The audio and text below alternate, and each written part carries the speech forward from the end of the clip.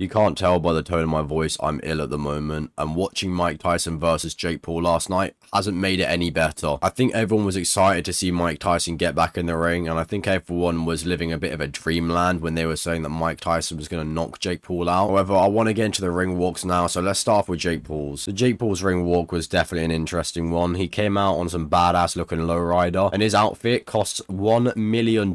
So this walkout must have cost him, I don't know, 1.5 million or some shit like that. And I know you might look at that and think, oh my gosh, Jake Paul, that's so badass, that looks so cool, which it kind of is, but Jake Paul's walkout doesn't even come close to Mike Tyson's. Mike Tyson walked out with his traditional towel around himself with a hole cut through it. No one from his team walking with him, and he was just locked the fuck in. The music that they played for him was so quiet, there's not even a point in trying to listen to it. To be honest, he probably didn't even want music on, and you can see how focused this guy is. Like when I was sat downstairs watching with my brother, I thought I was actually about to see a murder on television. I've never seen Mike Tyson look so fucking scary, especially over the past 20 years, but Mike Tyson actually looked like he turned up to kill. Anyway, the fight itself, I feel like we all expected this to happen, but we wanted to hope that there was going to be a little bit more, and I think we all got a reality check quite quickly. Coming in aggressive.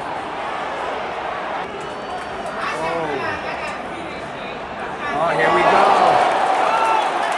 I mean, the first minute and a half of the fight, Mike Tyson actually looked incredible. He was slipping and rolling, landing some decent shots on Jake Paul, but the decline was unbelievable. Mike Tyson's fall off during this fight was worse than Ice Spice's. It just came out of nowhere. Oh.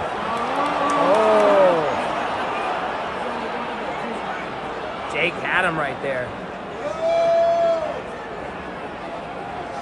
Mike Tyson was just kind of in his fighter stance, just moving his head like this, just kind of waiting for an opportunity, and that opportunity just wasn't coming, and he wasn't really able to make it either. And Mike Tyson's balance as well was also completely fucked. I know that he had a knee injury going into this fight, which is why he's got that thing wrapped around his knee. But usually when you're boxing, you're meant to be able to kind of bounce from one leg to the other, you know? Mike Tyson just didn't really have that ability whatsoever. Like, his legs were just fucked. Within the first kind of couple of interactions between the two, Mike Tyson's legs were already giving way, and I'm going to be completely honest, I think Jake Paul realized this, and he noticed that he was going to win the fight, and that, you know, knocking out Mike Tyson would just be fucked up.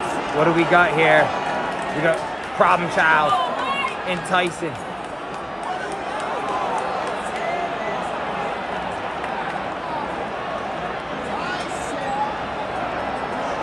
Oh, there they go.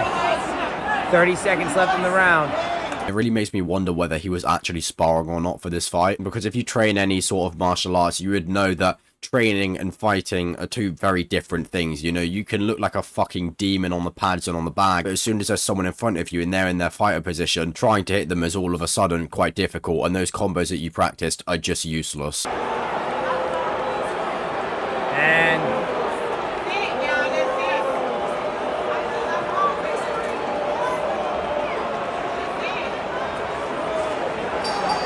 that's it. Anyway, they had that cute little thing at the end where they kind of showed respect to each other. And honestly, Jake Paul throughout this fight, I actually respect him, because I'm going to be completely honest, whilst I was watching it, I was thinking, if Jake Paul's an evil fuck, he could definitely, without a doubt, knock Mike Tyson out right now. Basically, everything that Jake Paul was sending was hitting Mike Tyson, outside of a couple moments where Mike Tyson went fucking demon mode and was able to slip and roll all of Jake Paul's punches. Here we go. 10 seconds left. Oh.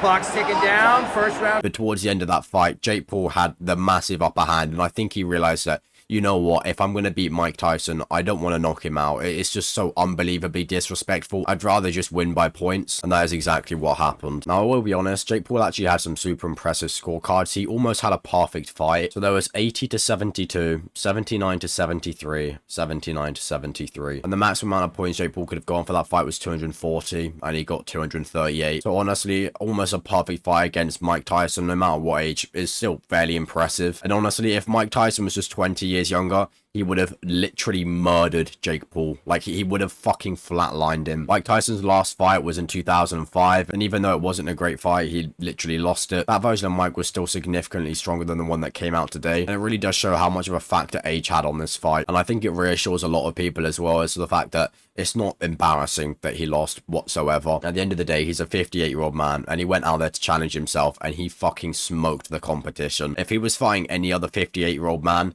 he would have won. He's still the baddest 58-year-old man on the planet. I don't care that your dad goes to Muay Thai lessons every Wednesday at 6 p.m. with his coach Charlie. Mike Tyson would still absolutely fucking demolish him. I feel like Jake made every right decision throughout this entire bout. Like, after the first round, he realized that he was going to win this, not because it was a fair fight whatsoever, but because Mike Tyson was just fucked. Like, he was just fucked up. His balance was off. His coordination was off. He's old, man. And at the end of the day, he's just doing this fight for money. I mean, the estimated passes are absolutely insane. Jake Paul's being 40 million and Mike Tyson's being 20 million. And I honestly doubt either of them are paying tax on that. So that's just an uncanny amount of money. And for what both fighters did out there, it's a fucking steal. You know, they went out there, fought for about 16 minutes. No one got seriously hurt. No one got seriously disrespected. No one got knocked out. They were just there kind of having a bit of a fight, sort of. But anyway, this does actually show that Mike Tyson's just doing this all for a bit of fun, and I honestly really like to see that. I know people are upset that he lost, but at the end of the day, focus on the reason why Mike's doing it. Don't focus on the fact that he used to be the best ever, you know, and he lost to a YouTuber and a content creator. Focus on the fact that he's having fun. You know, if you're a fan of him, you'll support him no matter what he decides to do. Going out there complaining about how this fight shouldn't have happened and how Mike Tyson shouldn't be fighting anymore is just a little bit lame. Maybe sanctioning this fight as a professional bout was a little bit wrong, but Mike Tyson seems more than happy going up there and actually fighting. But yeah, there's no real ego here or disrespect. I think Jake Paul did a very good job at dealing with it. I think he knew that he was going to win the fight, and I think the people that are upset about that, you know, that they're just living in a bit of a dream world. I mean, don't get me wrong, I was more than certain that Mike Tyson was going to come out and rock Jake Paul's shit. However, as soon as it reached the second round, I realized, you know, the real reason why they were fighting, and it was just for the money. You know, they don't hate each other. They're just going out there, having a bit of fun, making a shitload of money, and calling it a night. But yeah, that's about it. See ya.